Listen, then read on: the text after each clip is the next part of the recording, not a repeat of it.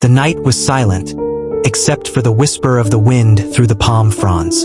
Nkechi knelt down trembling under the ancient Irako tree, her white wrapper stained with the blood of a goat sacrificed moments before. A circle of elders surrounded her, chanting prayers in a tongue long forgotten. Her heart pounded in her chest as the priest lifted a gourd filled with a dark, viscous liquid. "You are now the bride of Aloke, the guardian spirit of our lineage," the priest intoned, pouring the liquid over her head.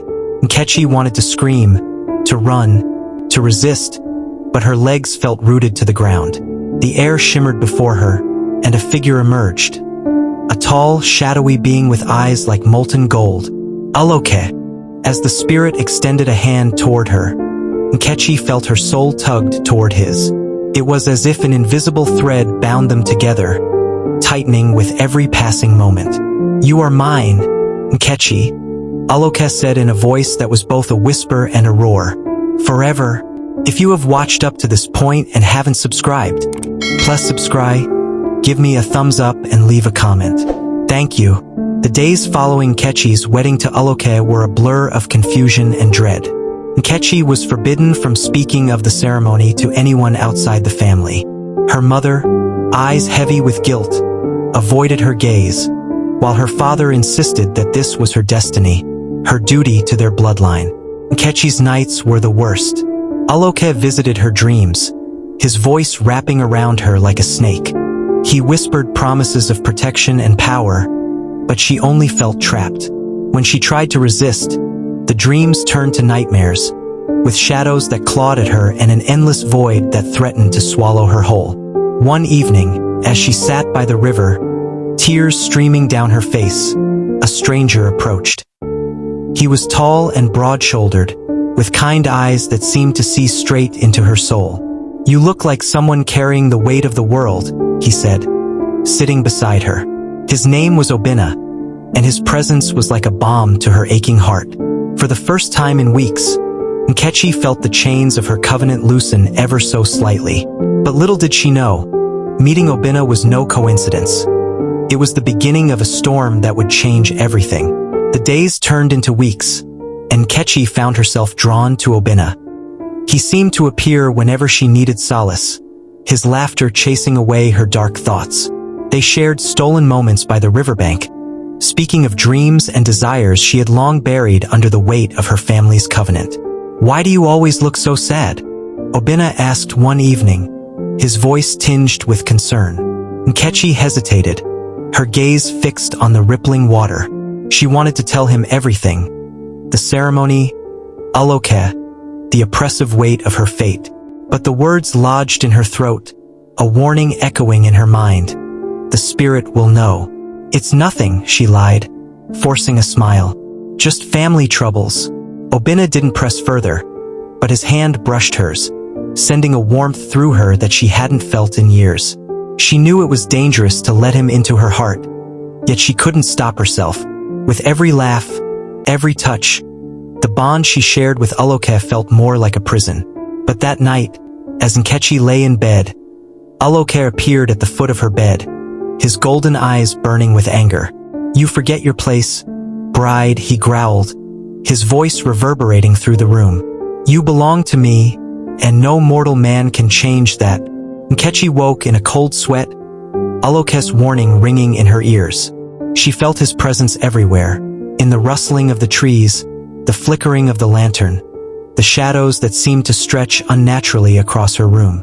Fear gnawed at her resolve, but her heart ached for Obinna.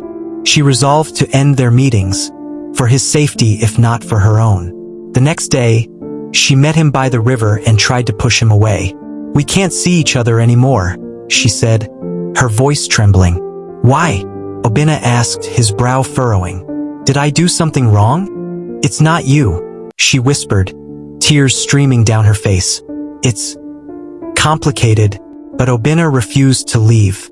"If there's something haunting you, Nkechi, I'll fight it. I won't let you bear this alone." His words struck a chord deep within her, but before she could respond, the wind picked up, swirling violently around them. The river's surface turned black, and a shadowy figure began to rise from the depths. "Leave her, mortal," Aloke's voice thundered, echoing across the clearing. "She is mine," Nkechi screamed, shielding Obinna as the spirit's form solidified. Her worst fears had come true. Aloke was no longer content to stay in the shadows. Aloke's manifestation sent shockwaves through the village. Whispers of dark omens and ancestral anger spread like wildfire. Nkechi's parents, faces etched with fear, confronted her. "What have you done?" her father demanded, his voice trembling. I didn't mean for this to happen," Nkechi stammered, guilt weighing heavily on her. Her mother clasped her hands together, eyes pleading. "You must appease Aloke. The entire village is at risk." Torn between her love for Obinna and her duty to her family, Nkechi sought counsel from the village priestess, Mama Ik. The old woman listened intently, her weathered face unreadable. "Child," Mama Ik began, "the bond with a spirit is not easily broken. Yet, love has its own power. You must decide where your heart truly lies." That night, as Nkechi pondered her fate, Aloke appeared in her dreams, his form more menacing than ever. "You defy me," he hissed, shadows swirling around him. "There will be consequences." Nkechi awoke with a start, a cold sweat clinging to her skin. She knew she had to act, but the path ahead was shrouded in uncertainty. Determined to break free from Aloke's grasp, Nkechi confided in Obinna. His eyes widened as she recounted the covenant and the spirit's wrath. "We must find a way to sever this bond," Obinna said resolutely. "There has to be a ritual or a ceremony." They returned to Mama Ik, who revealed an ancient rite that could potentially free Nkechi. "But be warned," she cautioned, "such rituals come with great risk. The spirit will not relinquish his claim easily." Undeterred, Nkechi and Obinna prepared for the ritual, gathering rare herbs and sacred objects as instructed. As they worked side by side, their bond deepened, and Nkechi felt a glimmer of hope. On the eve of the ritual, the village was struck by a violent storm, lightning splitting the sky. Nkechi knew it was Aloke's doing, a final warning. "We must proceed," she told Obinna, determination stealing her voice. As they stood before the sacred grove, ready to confront the spirit's wrath, Nkechi couldn't shake the feeling that their struggle was far from over. Under the cloak of night, Nkechi and Obinna ventured to the sacred grove, a place where the veil between worlds was thinnest. The air was thick with anticipation, the sounds of nocturnal creatures providing an eerie soundtrack to their clandestine mission. Mama Ik awaited them, her presence commanding respect. A circle had been drawn on the ground, inscribed with ancient symbols meant to protect and empower. In the center lay the ritual items: rare herbs, a ceremonial dagger, and a bowl of consecrated water. "Once we begin, there is no turning back," Mama Ik warned, her eyes piercing through the darkness. "Aloke will not relinquish his claim without a fight." Nkechi nodded, her resolve unwavering. Obinna squeezed her hand, offering silent support. The ritual commenced with chants that resonated through the grove, invoking ancestral spirits and calling upon protective deities. Nkechi stood in the center of the circle, the ceremonial dagger in her hand. As instructed, she made a small incision on her palm, allowing a few drops of blood to fall into the bowl of water, a symbolic act to sever the blood covenant with Aloke. As the final incantation was uttered, a sudden gust of wind extinguished the surrounding torches, plunging the grove into darkness. A chilling laugh echoed around them, and Aloke materialized, his form more menacing than ever. "You dare defy me?" he roared, his eyes blazing with fury. "You are mine, Nkechi, and no ritual can change that." The ground trembled as shadows writhed around them, threatening to engulf the circle. Nkechi's heart pounded, but she stood firm, chanting the final words of the ritual with newfound strength. A blinding light erupted from the circle, forcing Aloke to recoil. His screams filled the night air as he was pulled back into the spirit realm, the bond tethering him to Nkechi snapping like a taut rope. Silence settled over the grove. Nkechi collapsed into Obinna's arms, tears of relief streaming down her face. The ritual had succeeded, but the cost of defying a spirit's claim was yet to be fully realized. In the days following the ritual, the village buzzed with rumors of strange occurrences. Crops withered overnight, livestock fell ill, and an unseasonal drought gripped the land. The elders convened, attributing these calamities to the wrath of a spurned spirit. Nkechi's family bore the brunt of the villagers' suspicions. Her father, once a respected figure, was shunned, and her mother could no longer show her face at the market without whispers trailing her every step. "This is the price of breaking a covenant," her father lamented, his shoulders sagging under the weight of their collective guilt. Nkechi felt the burden of responsibility pressing down on her. She had freed herself from Aloke's grasp, but at what cost? Determined to make amends, she sought out Mama Ik once more. The spirit's anger must be appeased, the priestess advised. A cleansing ceremony is needed to restore balance, but it requires a sacrifice. "What kind of sacrifice?" Nkechi asked, dread curling in her stomach. "A life for a life," Mama Ik replied solemnly. "The spirit demands restitution." Nkechi's heart clenched. Could she condemn another to save her village? As she grappled with this moral quandary, Obinna stood by her side, his presence a constant reminder of the love that had set these events into motion. "We'll find another way," he insisted, his voice firm. "There has to be an alternative."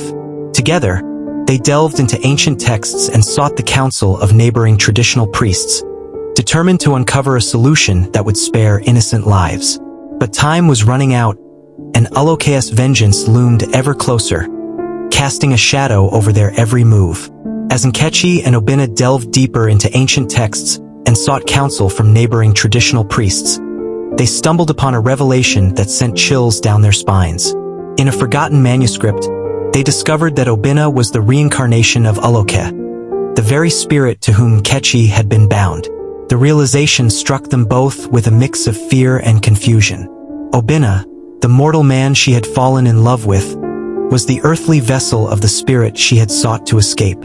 This twist of fate intertwined their destinies in ways neither had anticipated. "What does this mean for us?" Nkechi whispered, her voice trembling.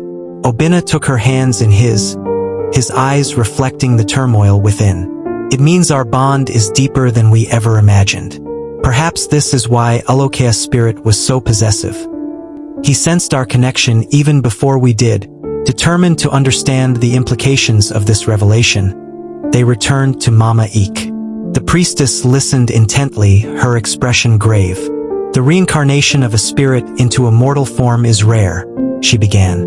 "It signifies unfinished business in the spirit realm. Aloke's attachment to you, Nkechi, stems from a love that transcends lifetimes. To appease his spirit and restore balance, you must acknowledge this bond and seek harmony between your mortal life and the spiritual connection you share." Nkechi's heart ached with the weight of this revelation. Could she accept a love that spanned both the mortal and spirit realms? And what would it mean for her relationship with Obinna, now knowing his true identity? As they pondered these questions, the village's plight worsened. Crops continued to fail, and the drought showed no signs of relenting. The villagers grew restless, their whispers turning into open accusations against Nkechi and her family. "We must act swiftly," Obinna urged.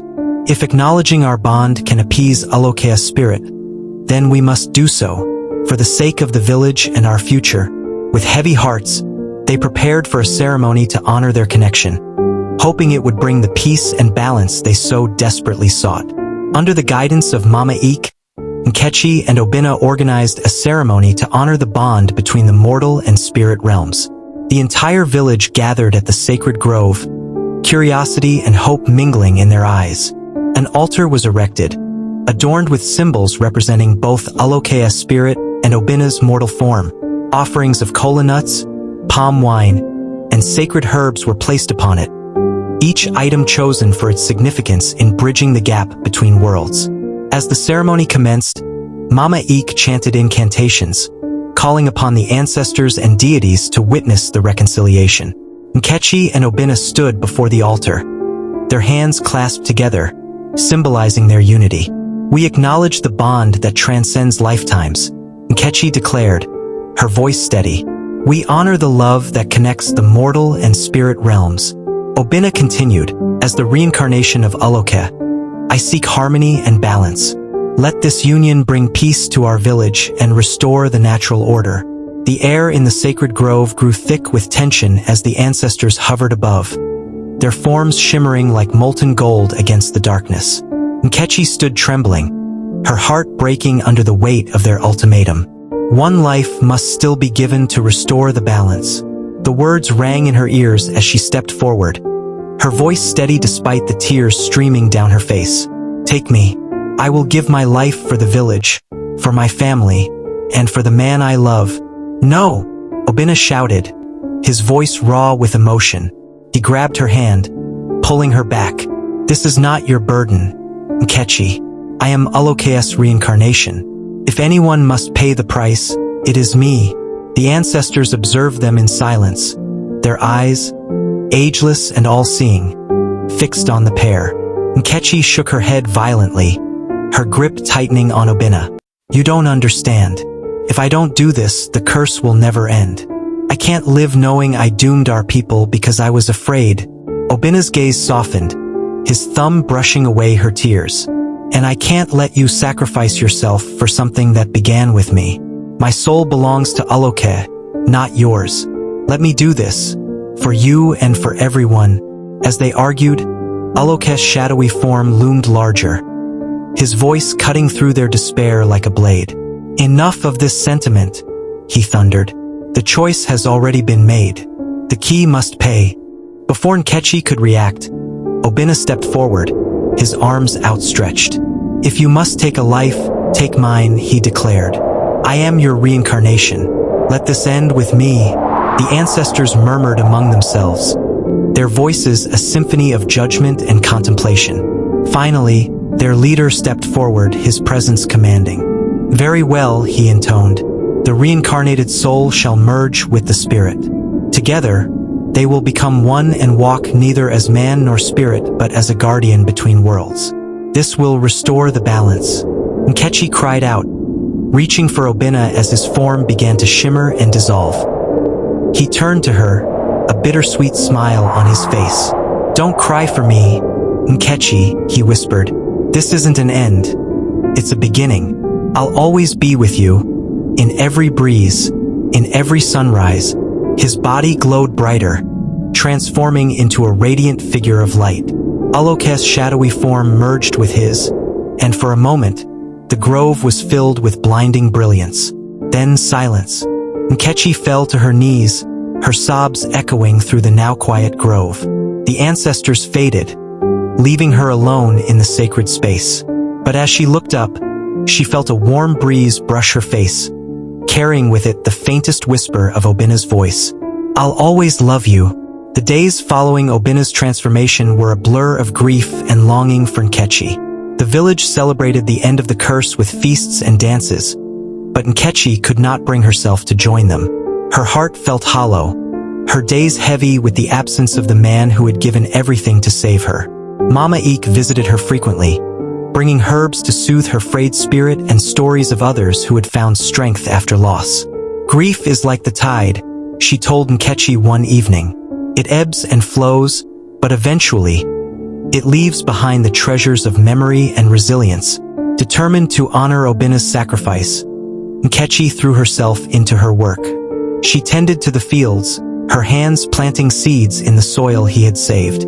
She visited the grove daily, leaving offerings of palm wine and kola nuts beneath the sacred tree where his spirit had ascended. One evening, as she sat in the grove, she felt a breeze caress her cheek. The wind carried the faint scent of jasmine, Obinna's favorite flower. Tears filled her eyes as she whispered, I know you're here. The breeze rustled the leaves above her, a silent confirmation. Over time, Nkechi became a pillar of strength in the village. She mediated disputes, cared for the elderly, and mentored the youth. Villagers began to see her as a bridge between the mortal and spirit worlds, and she embraced her role with quiet dignity. But in the quiet moments, when the world was still, she would sit by the sacred tree and speak to the wind, her heart forever tethered to the man who would become her eternal guardian. The village thrived in the years that followed Obina's sacrifice, but for Nkechi, the days remained a bittersweet mix of purpose and longing. She had found a new role as the village's healer and mediator, yet every quiet evening beneath the sacred tree reminded her of what she had lost. The annual festival honoring Obina and Alokea's sacrifice became the heart of the village's traditions. During one such celebration, the villagers gathered at the shrine, lighting lanterns that floated into the night sky. Nkechi stood at the edge of the grove, her hands clasped in silent prayer. As the lanterns ascended, a soft breeze swirled around her, carrying the scent of jasmine. She closed her eyes, her heart aching with the familiar sensation. "Obina," she whispered. The wind grew stronger, rustling the leaves above. When she opened her eyes, she saw a figure standing at the edge of the clearing, illuminated by the glow of the lanterns. Her breath caught in her throat. It was him. Obina stood before her, not as the ethereal guardian she had come to sense in the breeze, but as flesh and blood, a mortal man. His dark eyes shone with warmth, and his smile was the one she had missed so deeply. "Nkechi," he said softly, stepping closer. She stumbled forward, her hands trembling as she reached for him. When her fingers touched his warmth spread through her, confirming he was real. Tears streamed down her face as she whispered, "How? How is this possible?" Obina took her hands in his gaze steady. "The ancestors allowed me to return. My task as a guardian is complete, and my soul is free to live once more. I chose to come back to you." Nkechi's sobs turned to laughter as she threw her arms around him. The villagers, sensing something miraculous, turned to witness the reunion. Gasps and cheers filled the air as they realized the man who had saved them had returned.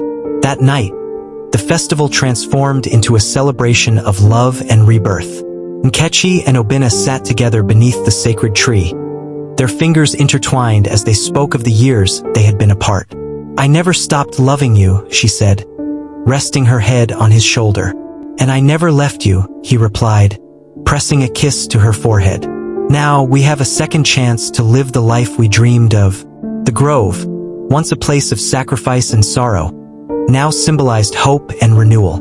And as the moon rose high in the sky, Nkechi and Obina walked hand in hand, ready to build a future together. A love reborn and unshaken by time or the spirit world. Their story became legend, a testament to the power of love that could transcend even the boundaries of life and death. The days following Obina's miraculous return were filled with celebration and disbelief. The villagers, who had always regarded him as a legend, now welcomed him as one of their own. Nkechi, who had spent so many nights mourning his absence, found herself in a dreamlike state as they sat together beneath the sacred tree, speaking of all that had happened. But joy quickly gave way to a new beginning. On the morning after his return, Obina stood before the village elders, holding Nkechi's hand tightly. "I have returned not just for myself but for her. I want to honor her and our love in the eyes of the ancestors and our people. I wish to marry Nkechi."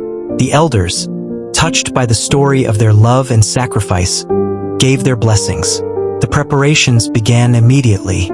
The entire village rallied to make the event the most memorable celebration in their history. Women wove intricate patterns into new clothes, men brewed palm wine, and children decorated the paths with flowers. On the day of the wedding, the village was adorned in colors of gold and crimson, symbols of rebirth and unity. Nkechi emerged from her hut wearing a gown made from the finest aso oak, her hair adorned with coral beads that sparkled in the sunlight. She carried herself with the quiet strength of a woman who had weathered storms and emerged victorious. Obina waited for her beneath the sacred tree, dressed in a regal agbada embroidered with symbols of the ancestors. His smile was radiant, his love for her shining in his eyes as she approached. The ceremony was conducted by Mama Eek, who had been a guide to them both. She spoke of their love, their trials, and the extraordinary journey that had brought them to this moment. "Today," she said, "we honor not just a union but the triumph of love over every obstacle, even death itself." When Obina and Nkechi exchanged vows, there was not a dry eye in the village. As they declared their love before the ancestors, A soft breeze swept through the grove, carrying the scent of jasmine, a blessing from the spirit world. After the ceremony, the feast began. The villagers sang and danced late into the night, their joy spilling over into laughter and song. Nkechi and Obinna sat together, sharing smiles and quiet words, their hands never letting go of each other. That night, as they walked back to their new home, Nkechi paused beneath the moonlight and looked at Obinna. "I never thought we'd get here," she said, her voice thick with emotion. Obinna smiled, brushing a stray curl from her face. "Neither did I, but love brought us back, stronger than ever." From that day forward, Nkechi and Obinna lived as a symbol of hope and resilience in the village. Their love, tested by the spirit world and the mortal realm, became a legend that was passed down through generations. A tale of how true love could conquer even the greatest of odds. And so, they lived happily, building a life filled with laughter, children, and the enduring memory of the trials they had overcome together. Their union became a beacon of hope, proving that even in the face of impossible odds, love always finds a way. Thank you for watching. Please like, comment, subscribe for more interesting stories.